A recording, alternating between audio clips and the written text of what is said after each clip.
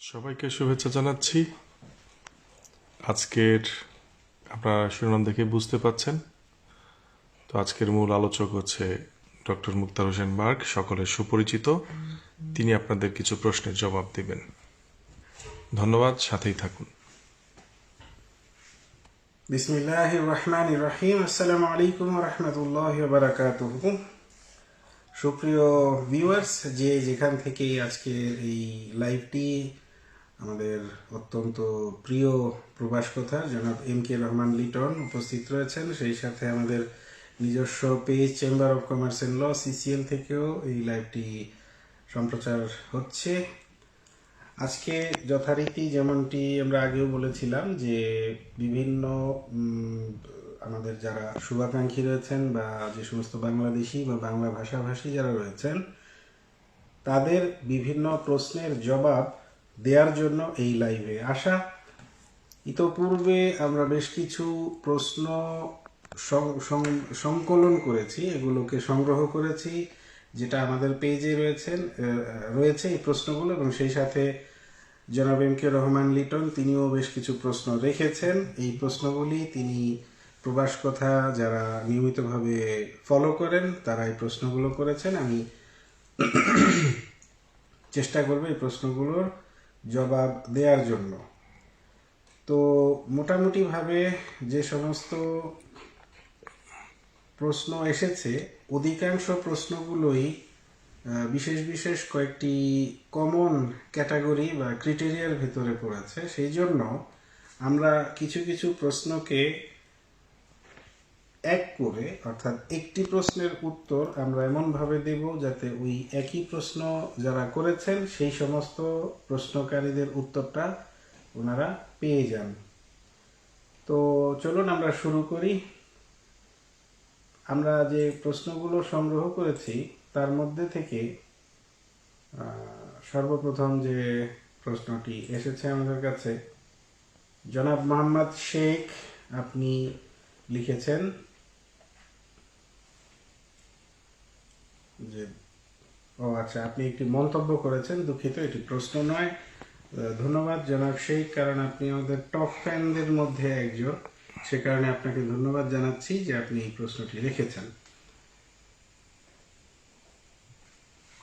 জনাব কবির আহমেদ আপনি প্রশ্ন করেছেন 2019 সালে সেপ্টেত্রেন্তা এর পেমেন্ট এখনো পাইনি, করণীয় কি? 2019 সালে বিষয়টা একটু ভালো করে লিখলে আমার মনে হয় বোঝার জন্য সুবিধে হতো। সেটা হচ্ছে 2019 সালের সেপ্টেত্রেন্তা যদি আপনি করে থাকেন 2018 সালের হিসেবটা, অথবা হতে পারে যে 2019 সালের অর্থ বছরের হিসাবটা আপনি 2020-এ হয়তো করেছেন, সেটা টাকা যদি আপনি না পেয়ে থাকেন, কোনোভাবে যদি প্রতীয়মান না হয় যে আপনি টাকা পেয়েছেন, তাহলে যে টাকাটি আপনার পাওয়ার কথা ছিল সেই টাকাটি আপনি এখন যে নতুন করে সেপ্টেত্রেন্তা করবেন সেই পাওনাটিকে এই নতুন সেপ্টেত্রেন্তার সাথে অ্যাডজাস্ট করে দেবেন, ফলে ইনশাল্লাহ আপনার টাকা পেয়ে যাবেন। ধন্যবাদ কবির আহমেদ আপনার প্রশ্নের জন্য।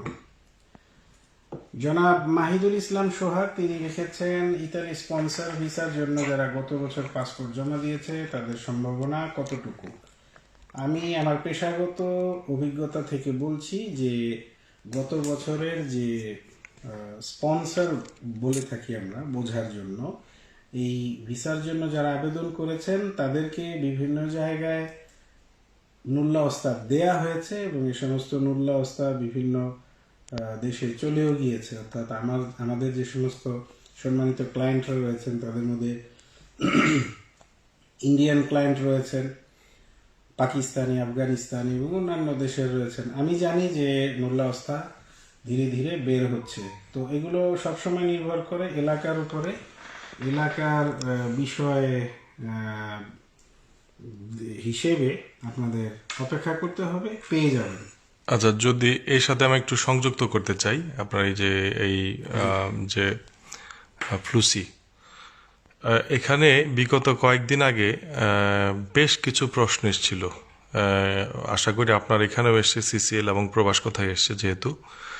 সেটা হচ্ছে যে কেউ একজন লিখেছে যে পূর্বের ধারাবাহিক যে নিয়মটা ছিল যে যে আগে জমা দিবে সে আগে পাবে, সে লিখেছে যে 9টা 1-এর পরে যেগুলো পেয়ে জমা হয়েছে প্রথম দিন একদম 9টা 1-এর মধ্যে যাদের জমা হয়েছে তাদেরই একমাত্র সম্ভাবনা আছে।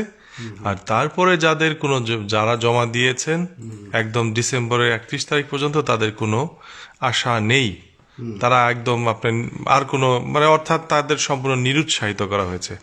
আসলে কি সত্যিকার অর্থে এটাই নাকি যেমন আমি আবার এটাও দেখেছি 31শে ডিসেম্বর জমা করে তার 10-12 দিন পরে নুলস্ত উঠিয়ে নিয়েছে ছোট্ট একটি শহরে, ইটালির উত্তর ইটালির। এটা যদি একটু বলতেন তাহলে হয়তোবা অনেকেই বিষয়টি আশাহত না হয়ে হয়তোবা তারা একটা ইসে থাকতো। বুঝতে পেরেছি। বিষয়টা হচ্ছে যে ক্রোনোলজিক্যাল অর্ডারে অর্থাৎ জমা দেওয়ার যে সময়টা শুরু হয়েছিল সকাল 9টায় 00 মিনিট 00 সেকেন্ডস এন্ড 00 মাইক্রোসেকেন্ডসে। অবশ্যই প্রথমে ওই সমস্ত আবেদনপত্রগুলোকেই বাছাই করার চেষ্টা করা হয় যেগুলো সবার আগে ঢুকেছে। কিন্তু মনে রাখতে হবে যে এই আবেদনপত্রগুলো সংগ্রহ করার পর যে মনিটরিংয়ের যে প্রক্রিয়াটা শুরু হয়, সেখানে সুনির্দিষ্ট যে সমস্ত শর্তসমূহ ছিল তা যদি পূরণ না করা হয় তাহলে কিন্তু এই আবেদনপত্রগুলি একপাশে সরিয়ে রেখে এর পরের আবেদনগুলোকে দেখা হয়। তবে প্রক্রিয়াটা হচ্ছে এইরকম যে জমা পড়ার অনতি বিলম্বেই একেবারে সরকারের উচ্চ পর্যায় থেকে প্রথমত ইটালির 20টি রেজিয়নে সর্বমোট ধার্যকৃত কোটা যেটা থাকে সেটাকে ভাগ করা হয়। এই কোটাটা কিন্তু ভাগ করা হয় ওই সমস্ত এলাকায় শিল্প বা অন্যান্য যে সমস্ত কর্মকাণ্ড কি পর্যায়ে আছে এবং সেই অনুসারে চাহিদা কীরকম। আমরা জানি যে দেখবেতো ফ্লুসি 2020-এ ক্রিটেরিয়া ছিল খুবই কম, অর্থাৎ ছিল ট্রান্সপোর্টের ক্ষেত্রে যে সমস্ত মালামাল বহনকারী ট্রান্সপোর্টেশন কোম্পানিগুলো ছিল সেগুলো এবং এমন ধরনের হোটেল বা যে আপনারা জানেন যে কনস্ট্রাকশন কোম্পানির ব্যাপারগুলো ছিল। এখন এখানে আমাদের কাছে তথ্য রয়েছে যে প্রথমত এটা তো রিজিয়ন ওয়াইজ যে ভাগ করা হয়েছে। আমি একটা উদাহরণ দিচ্ছি, ধরে নিন আমি জানি না যে ভদ্রলোক এই প্রশ্ন করেছেন তিনি কোথা থেকে জমা দিয়েছেন। তো এখানে একটা তথ্য এরকম দেওয়া যেতে পারে, ধরে নিচ্ছি আমরা এখন লাসিওতে রয়েছি। লাসিওতে ফ্রোসিনোনে, লাতিনা, তেরনি, রোমা এবং ভিতেরবো এই 5টি যে প্রভিন্স রয়েছে সেখানে এই সর্বমোট যে কোটাটা ভাগ করা হয়েছে এভাবে 292। এখন এই 292টি কোটার জন্য প্রথম 292কে টানা হবে। সেই প্রথম 292কে টানতে গিয়ে যদি দেখা যায়, আমরা জানি যে প্রতি 1 মিনিটে 60 সেকেন্ড, অর্থাৎ এই হিসাব করতে গেলে আমরা যদি প্রথম 5 মিনিটের মধ্যে থাকি, অর্থাৎ প্রায় আমরা ধরে নিচ্ছি যে প্রথম 5 মিনিটে 9টা 5 মিনিটের মধ্যে যে সমস্ত লোকগুলো রয়েছেন তাদেরকে বাছাইয়ের জন্য টানা হবে। কিন্তু বাছাইয়ের প্রক্রিয়ায় যদি দেখা যায় যে ধরে নেই প্রথম এই 300টা যে ফাইল এক্সামিন করার জন্য নেওয়া হয়েছে, সেই 300টা ফাইলের মধ্যে যদি 100টাই এমন হয়, কারণ অনেকেই আমরা দেখেছি যে একটা ট্রাই করা যদি লাগা যায় এই ধরনের চিন্তা করে যারা এই আবেদনপত্র জমা দিয়েছে, আমি আবার বলছি এরকম অসংখ্য রয়েছে, তো তাদের একটা সুযোগ দেওয়া হয়। যদি একেবারেই কোনো শর্ত পূরণ না হয়ে থাকে তাহলে তো সেই ফাইলটাকে তারা সরিয়ে রাখে এক পাশে। কিন্তু যদি দেখা যায় যে না সামান্যতম কিছুটা গ্রাউন্ড রয়েছে, সেখানে আরেকটু সুযোগ দিলে হয়তো তারা এমন কোনো ডকুমেন্টেশনস প্রোভাইড করতে পারে যেটা এই প্রমাণ করে যে তার হাতে কাজ রয়েছে। তো সেই পর্যায়ে পরবর্তী যে সমস্ত আবেদনপত্রগুলো রয়েছে সেগুলোকে বিবেচনায় আনা হয়। এটা করতে গিয়ে যদি ধীরে ধীরে এইভাবে সময়ের ব্যাপারটা আরো পেছনে যেতে থাকে সেটাই করবে তারা। সুতরাং এটা দেখার বিষয় আছে। আচ্ছা, ধন্যবাদ। আরেকটি বিষয় নিয়ে অবশ্যই হয়তো বা সিসিএলও প্রশ্ন করেছে এবং আমিও করছি যে এই যে বাংলাদেশ থেকে আটকে পড়া যে লোকদের ইটালি আসার ব্যাপার, আপনি জানেন যে 21শে জুন পর্যন্ত বন্ধ আছে। এখন যদি কেউ এটা আমি আপনাকে বলে নিই তাহলে আপনি বুঝবেন সুবিধা হবে। যদি কেউ তুরস্ক হয়ে এসে 14 দিন কোয়ারেন্টাইন থেকে যদি তাহলে আসে, তাহলে তাকে ঢুকতে দেওয়া হবে কিনা, প্রবেশাধিকার দেওয়া হবে কিনা। আমি এই জন্য বলছি যে কিছুদিন আগে, 10-15 দিন আগে আবার এইভাবে সুইডেনে, প্যারিসে, স্পেনে এবং পর্তুগাল এসছিল। আমার জানা মতে 5 জনকে ফেরত দিয়েছে, তাদেরকে ঢুকতে দেয়নি। এই ব্যাপারে আপনার পরামর্শ কি? বিষয়টা হচ্ছে সম্পূর্ণ যেটা একেবারে ক্লিয়ার একটা আইডিয়া নিয়ে আপনার শুরু করতে হবে আলোচনাটা। সেটা হচ্ছে বাংলাদেশ থেকে, আমি অন্য কোনো দেশের কথা তুলব না, জি, কারণ আমরা জানি যে পার্শ্ববর্তী দু একটি প্রতিবেশী দেশ রয়েছেন, ওইসব দেশের উপরেও প্রতিবন্ধকতা বা নিষেধাজ্ঞা রয়েছে। কিন্তু বাংলাদেশ থেকে যদি ইউরোপিয়ান ইউনিয়ন বা ইউরোপের অন্য কোনো দেশের বিমান চলাচল যদি ওপেন করে দিয়ে থাকে, অর্থাৎ একজন বাংলাদেশি নাগরিক তিনি যদি পেরমেসো দি সজ্জর্নধারী হন ইটালির, এবং তিনি যদি দেখেন যে বাংলাদেশ থেকে আমি ফ্রান্সে আসতে পারছি, জার্মানে আসতে পারছি, কিংবা সুইডেনে আসতে পারছি, বা তুরস্কের কথা বলা হচ্ছে সেখানে আমি আসতে পারছি, এটা হচ্ছে প্রথম কথা। যে আপনাকে দেখতে হবে যে আপনি আসতে পারছেন কিনা, সেই সুযোগটা রয়েছে কিনা। যদি সুযোগটা থেকে থাকে, দ্বিতীয় যে বিষয়টাকে দেখতে হবে সেটা হচ্ছে নিষেধাজ্ঞাটা স্পেসিফিকভাবে কোথায়। বাংলাদেশ থেকে যে সমস্ত ফ্লাইটগুলো আসবে সরাসরি সেটার উপরে, নাকি বাংলাদেশি একজন নাগরিক সে যখনই যেদিক থেকেই আসুক না কেন তার উপরে। অর্থাৎ একটা হচ্ছে ফ্লাইটের উপর নিষেধাজ্ঞা, আরেকটা হচ্ছে যে বাংলাদেশি নাগরিকদের বহনকারী যে ফ্লাইটগুলো সে যেখান থেকেই আসুক না কেন, এটা ক্লিয়ার করে নিতে হবে। তবে প্রথম সম্ভাবনাটাই বেশি, দ্বিতীয় সম্ভাবনাটা খুবই কম। তো এখন আমি প্রথমে একটা বিষয় বলে নিই যে খুব যে ডিপে গিয়ে আমি স্টাডি করে দেখেছি তা না, এগুলো কিছু কিছু বিষয় এখনো দেখার আছে। তো হঠাৎ আপনারা প্রশ্নটা করাতে আমি বলছি যে প্রথম যে কথাটি বললাম, প্রথম অপশনে যদি এরকম হয় যে আপনি বাংলাদেশ থেকে তুরস্ক আসতে পারছেন, তো আসার পর সেখানে যদি আপনি 14 দিনের কোয়ারেন্টাইন মেনে চলেন, কোয়ারেন্টাইনের যদি আপনার ডকুমেন্ট থাকে, এবং সেখানে যদি ফ্লাই করার আগে আপনি আবার নতুন করে একটা কোভিড-19 টেস্ট করিয়ে নেন ফ্লাই করার আগে, সেই ক্ষেত্রে আপনার এখানে ল্যান্ড করার পর আপনাকে ঢুকতে দেওয়ার ক্ষেত্রে সম্ভাবনাটা বেশি। এটা হচ্ছে 1 নম্বর কথা। যে কথাটি আপনি লিটন ভাই যেটা বললেন যে সুইডেন থেকে আসার পরেও 5 জনকে ফেরত দেওয়া মানে হলো। ইটালিয়ান ডকুমেন্টধারী ছিল তারা সবাই। জি, মানে ইটালিয়ান ডকুমেন্ট, বাংলাদেশি নাগরিক, জি, তারা সুইডেনে এসেছে, সুইডেন থেকে কোয়ারেন্টাইন করেছে, কোয়ারেন্টাইন করে না, সুইডেনে এয়ারপোর্টেই তাদের ঢুকতে দেয়নি, আচ্ছা, তাহলে মানে এইটাই হচ্ছে এন্ট্রেন্স দেয়নি, তাদের জি, জি, তাদের ব্যাগ সেটাই দিয়েছে। আমি বলেছিলাম যে যে কোনো বাংলাদেশি ভাই ও বোনেরা বাংলাদেশ থেকে ফ্লাই করার আগে যেখানেই ফ্লাই করবেন আপনি এটা শিওর হয়ে নেবেন যে আপনি ওখানে যেতে পারছেন। ঠিক আছে, তার মানে এই কথাটা থেকে বোঝা যাচ্ছে যে যে এয়ারলাইনের সেখানে গিয়েছেন তারা হয়তো ভালোভাবে বিষয়টা ক্লিয়ার না করেই, যেহেতু দেখেছে যে বাংলাদেশের সাথে হয়তো সুইডেনের বিমান যোগাযোগ ছিল, কিন্তু সেখানে এন্ট্রির ব্যাপারে কোনো স্পেসিফিক নির্দেশনা ছিল কি ছিল না, এই ধরনের সুস্পষ্ট বা স্পষ্টতা বা স্বচ্ছতার অভাবে এই ঘটনাটা ঘটেছে বলে মনে করি। কনক্লুশন করছি এইভাবে, বাংলাদেশ থেকে যে সমস্ত ভাই ও বোনেরা ইতালীয় পেরমেসো দি সজ্জর্নো রয়েছে, তারা বাংলাদেশ থেকে ফ্লাই করার আগে সুনিশ্চিতভাবে জেনে নেবেন যে আপনি যে দেশে আসতে চাচ্ছেন সেই দেশে আপনার ফ্লাইট চলছে কিনা, এবং সে দেশের ইমিগ্রেশন থেকে বাংলাদেশ থেকে আগত যাত্রীদের ঢোকার ব্যাপারে কোনো নিষেধাজ্ঞা আছে কিনা। যদি না থাকে, আপনি আসার পর কোয়ারেন্টাইন করবেন, কোভিড টেস্ট করবেন, আর ভ্যাকসিন যদি নেওয়া থাকে তাহলে তো খুবই ভালো কথা। সুতরাং আপনার আসার ক্ষেত্রে আর কোনোই বাধা নেই। ধন্যবাদ, আশা করি জি, ব্যাপারটা আপনাকে ধন্যবাদ। জি।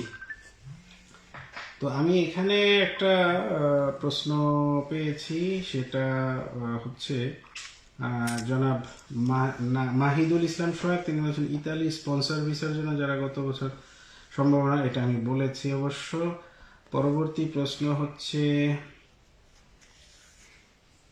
না এই প্রশ্নটি আমরা আগেও পেয়েছিলাম, তো তো যে যারা দেশে আটকা পড়েছেন তাদের ব্যাপারে তো আমরা কিছু জি, এটা তো হলোই। বললামই। একটি প্রশ্ন হচ্ছে, ইল permesso di soggiorno sospeso হয়ে আছে গত 12ই মার্চ 2021, ফিঙ্গার দিয়েছি, প্রায় 3 মাস হয়ে গেছে, কাজের কন্ট্রাক্ট ছাড়া, রিনিউ অ্যাপ্লাই করেছে, কোয়েস্তুরা দি রোমা রেসিডেন্ট আছে, এখন কি করতে পারে একটু বলেন প্লিজ। মানে আপনি যে কথাটা লিখলেন জনাব নীরব হোসেন, যে permesso di soggiorno sospeso হয়ে আছে, এটা কোন রিসোর্স থেকে আপনার সামনে আসলো যে permesso di soggiorno sospeso? আপনাকে যদি কোয়েস্তুরার ইমিগ্রেশন অফিস থেকে কোনো কাগজ দিয়ে থাকে, বিশেষত এটা হয় আর্টিকল 10bis legge 241 1990, যদি এই ধরনের কোনো কাগজ দিয়ে থাকে এবং যদি সেখানে লেখা থাকে যে আপনার প্রাতিকাটা সসপেজো, permesso di soggiorno sospeso হয় না, হয় তাকে রিনিউ করে দিবে, নয়তো তাকে রেভোকা করে দিবে, অর্থাৎ নিয়ে নেবে আপনার কাছ থেকে। এই ধরনের ঘটনা যেহেতু ঘটে নাই, তো আপনি ভালো করে আগে খোঁজখবর নেওয়ার চেষ্টা করুন যে 12ই মার্চ যেহেতু আপনার ফিঙ্গারপ্রিন্ট হয়েছে, 3 মাস হয়ে গিয়েছে, আপনি লিখেছেন যে কাজের কন্ট্রাক্ট ছাড়াই রিনিউ করার জন্য অ্যাপ্লাই করেছেন, সমস্যা নেই, কাজের কন্ট্রাক্ট ছাড়াও রিনিউ হয়, অল্প মেয়াদে আপনাকে করে দিবে, রেসিডেন্স থাকলে তো আরো ভালো কথা। তো আপনি দয়া করে এই ব্যাপারে একটু ইনফর্মড হয়ে নেন, তাহলে আমি উত্তরটা দিতে সুবিধা হবে আমার জন্য। জনাব শাহরিয়ার শাকিলের একটি প্রশ্ন খুবই গুরুত্বপূর্ণ। সানাতরিয়া জমা দিয়েছেন, মালিকের কুদ 24,000 ইউরো, মালিকের ফ্যামিলি নাই, ইতালিতে কখনো ছিলও না, এমনকি বিয়েও করেন নাই, কিন্তু মালিকের সেত্তেত্রেন্তার কারণে ইন্সপেক্টরাতো লাবোর এবং প্রেফেক্তুরা রিজেক্ট করে দিল এবং 27,000 কুদ চেয়ে ইমেল করলো প্রেফেক্তুরা, এবং 20 দিনের ভেতর প্রেফেক্তুরা উত্তর চাইলো কিন্তু কোনো উত্তর দিতে পারি নাই, বিদায় রিজেক্ট দিল। পরবর্তীতে প্রেফেক্তুরার সাথে যোগাযোগ করছি, তারা বলেছে যে আপনাকে স্তাতো ফ্যামিলিয়ারি সার্টিফিকেট দেওয়ার জন্য। আমি জানতে চাই স্তাতো ফ্যামিলিয়ারি সার্টিফিকেট দিলে সমস্যার সমাধান হয়ে যাবে নাকি আরো কিছু করতে হবে? অত্যন্ত গুরুত্বপূর্ণ প্রশ্ন। আমি আমার নিজের মতো করে প্রশ্নটাকে সাজিয়ে রিপিট করছি। সেটা হচ্ছে এরকম যে আমাদের বাংলাদেশি বংশোদ্ভূত ইতালীয় অথবা বাংলাদেশি যে সমস্ত কার্তা সৌজন্যধারীরা যারা সানাতরিয়ায় কাগজ জমা দিয়েছেন, তারা তাদের পরিবার থাকেন দেশে, কিন্তু দেশে থাকা সত্ত্বেও তাদের কদিচে ফিসকালে বানিয়ে সেত্তেত্রেন্তা করেছেন বা উনিকো করেছেন। আপনাদের কাছে মনে হচ্ছে যে আমার ফ্যামিলি তো থাকে দেশে, সুতরাং আমার তো 24,000 এটাই যথেষ্ট, কিন্তু না, এই কথাটা আমি বারবার বলছি। ইনফ্যাক্ট আমি অত্যন্ত দ্রুত একটা ভিডিও করতে চেয়েছিলাম, কিন্তু কাজের চাপে হয়ে ওঠে নাই। সুতরাং এই উপলক্ষটাকে করে আমি একটা মেসেজ দিতে চাচ্ছি সবার জন্য, ইটস ভেরি ইম্পর্টেন্ট। সেটা হচ্ছে যে এখনো যারা সেত্তেত্রেন্তা করছেন, আমি জনাব শাহরিয়ার শাকিল ভাইয়ের প্রশ্নে ফিরে আসবো পরে, কিন্তু আগে আমি বলে নিই যে যারা সেত্তেত্রেন্তা করছেন 2021-এ, এদের মধ্যে অনেকেই রয়েছেন যাদের বাংলাদেশে আত্মীয় স্বজন বা পরিবারের সদস্যরা, কিন্তু এখানে তারা কদিচে ফিসকালে বানিয়ে বানিয়ে জমা দিচ্ছেন। দেন কোনো সমস্যা নেই, দিতে পারেন, আইনি নিষেধ নেই, কিন্তু এটা করলে আপনি কিন্তু প্রমাণ করছেন অফিসিয়ালি, অন্তত এই দেশের প্রেক্ষাপটে, যে আপনার উপরে ওই পরিবারের সদস্যরা নির্ভরশীল। ফলে আপনার কিন্তু আগামীতে এই জাতীয় বিষয়, যেমন বিশেষ করে চিতাদিন আনসার ক্ষেত্রে, একজন ভাবছে আমার তো ফ্যামিলি, আমি জীবনও আনিনি এই দেশে, সে জমা দিয়েছে, এখন তার রিজেক্টের পর্যায়ে চলে এসেছে, কারণ তাকে বলা হচ্ছে যে আপনি নিজে বলছেন যে আপনার পরিবারগুলো আপনার উপরে ডিপেন্ডেন্ট, তাহলে এই হিসেবে আপনার উপরে যে রেদিত্ব হয় সেটাই আপনি দেখাবেন, অন্যথায় আমরা আপনার আবেদন রিজেক্ট করে দেব। আইনের পরিভাষায় একদম ঠিক আছে, এটা শুধু আমাদের ভুল। তো সুতরাং আমি যেটা বলবো যে যদি আপনি দেশে অবস্থিত পরিবারের সদস্যদের কদিচে ফিসকালে বানিয়ে সেত্তেত্রেন্তা করতে চান, করতে পারেন, সমস্যা নেই। তাহলে লক্ষ্য রাখবেন যে পরবর্তীতেও যেন আপনার রেদিত্ব ঠিক থাকে, অর্থাৎ পরিবারের সব সদস্যদের নিয়ে আপনার উপরে যে প্রযোজ্য রেদিত্বের অঙ্ক, এটা যেন ঠিক থাকে। তা না হলে আপনার চিতাদিন আনসার আবেদন এবং পরবর্তীতে হতে পারে কার্তা বা তৎসংক্রান্ত অন্যান্য বিষয়গুলিও বাধার সম্মুখীন হবে। আমি বলছি বিষয়টাতে আপনারা গুরুত্ব দিবেন, ইটস ভেরি ইম্পর্টেন্ট। এবার শাহরিয়ার শাকিল ভাই যেটা আপনি লিখেছেন এখানে যে খুব স্বাভাবিকভাবেই 24,000 ইউরো তার এই যেহেতু বাংলাদেশে অবস্থিত পরিবারের সদস্য যারা রয়েছেন তারা তার উপরে ডিপেন্ডেন্ট, এই কারণে 24,000 দিয়ে হচ্ছে না কোডটা। স্বাভাবিকভাবেই 27,000 চেয়ে প্রেফেক্টুরা যখন কোনো একটা ইন্টিগ্রেশন আপনাকে বলল, সেটা যদি সঠিক সময়ের মধ্যে না দেন আইনের পরিভাষায় অবশ্যই সেটা রিজেক্ট করবে, এখানে কোনো বিকল্প নেই। তবে যদি যেমন কিছু কিছু বিষয় ছিল, যদি একই বাসার ভেতরে অন্য কোনো ব্যক্তি থাকতো, হতে পারে তার ভাই, ফার্স্ট গ্রেড বা সেকেন্ড গ্রেডেরও যদি কোনো আত্মীয় স্বজন থেকে থাকতো, তাহলে তাদের রেদিত্বটাকে যোগ করে আপনারা এটা করতে পারতেন। পরবর্তী সময়ের কথা বলছি।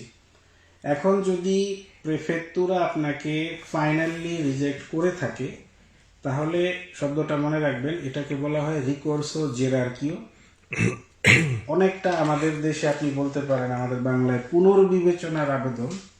আপনি আপনার স্থানীয় কোনো একজন আইনজীবীর সাথে, যিনি অবশ্যই ইমিগ্রেশন বিষয়ে দক্ষ হতে হবে। মনে রাখবেন, আইনজীবীরা বিভিন্ন বিষয়ের উপরে দক্ষ হয়, কেউ পেনালিস্ট হয়, কেউ সিভিলিস্ট হয়, কেউ কন্ট্রিবিউশন বা ট্রিবিউশনের উপরে এক্সপার্ট হয়। আপনাকে দেখতে হবে একজন ইমিগ্রেশন এক্সপার্টকে। এই ইমিগ্রেশন এক্সপার্ট, অ্যাডভোকেট বা লয়ার, তার সাথে যোগাযোগ করে বিষয়টি নিয়ে অনতিবিলম্বে রিকোর্সো জেরার্কিওর ব্যাপারে উদ্যোগ নিন।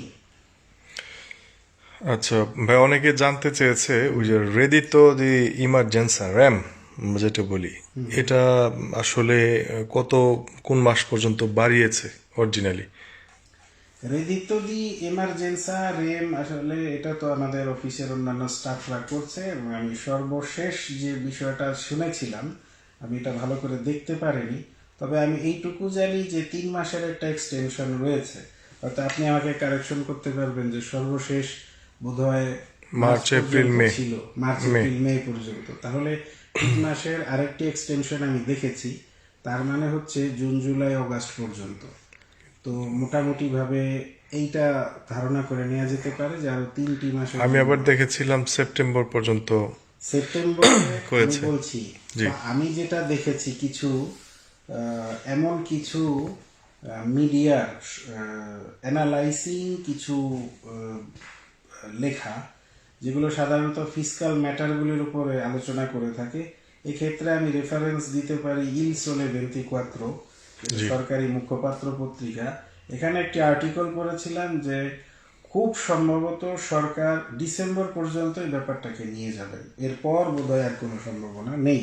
নেই, তো আমার কথা হচ্ছে কি, এক্সটেনশন যখন হবে, এক্সটেনশন হয়ে গেলে যারা পাচ্ছেন তারা তো একটা স্বয়ংক্রিয় প্রক্রিয়াতেই পাবেন, সুতরাং এটা নিয়ে টেনশন করার কিছু নাই। আর যদি বেড়ে যায়, যারা করেন নাই তারা তো আরো অনেক সোশ্যাল মিডিয়ায় অনেকেই কথাবার্তা বলেন, শুনলেই বুঝতে পারবেন যে কিছু একটা হচ্ছে।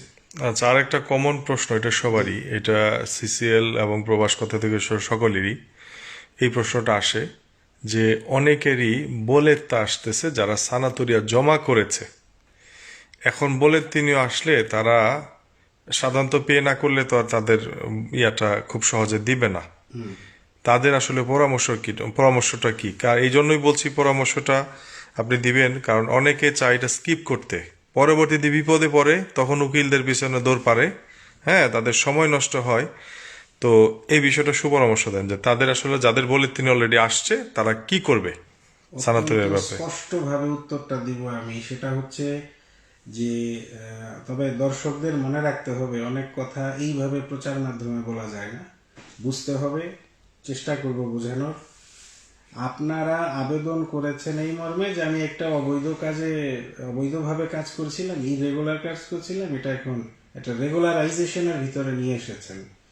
ফলে অ্যাকর্ডিং টু দ্য ল আপনার এটার ট্যাক্স এবং কন্ট্রিবিউশন যা দেওয়ার সেটা আপনাকে দিতেই হবে, এবং এটা আপনি ততক্ষণ পর্যন্ত দিতে বাধ্য আইনত যতক্ষণ পর্যন্ত আপনি হয়তো বরখাস্ত না হচ্ছেন, অথবা আপনি নিজে পদত্যাগ করে কোথাও না যাচ্ছেন। মানে আপনার কর্ম সম্পর্ক যতক্ষণ বলবৎ, ততক্ষণ পর্যন্ত সরকারকে আপনি ট্যাক্স এবং কন্ট্রিবিউশন অর্থাৎ এই কন্ট্রিবিউটি বলা হয় ইমসের, এটা আপনাকে দিতেই হবে।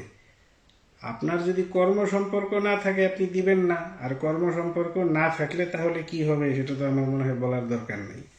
সুতরাং যতক্ষণ পর্যন্ত আপনাদের হাতে এসে না পৌঁছায় আপনাদের কাঙ্ক্ষিত বিষয়ে, সেই কাঙ্ক্ষিত জিনিসটি, ততক্ষণ পর্যন্ত এ বিষয়ে গাফলতি না করার অনুরোধ রইল।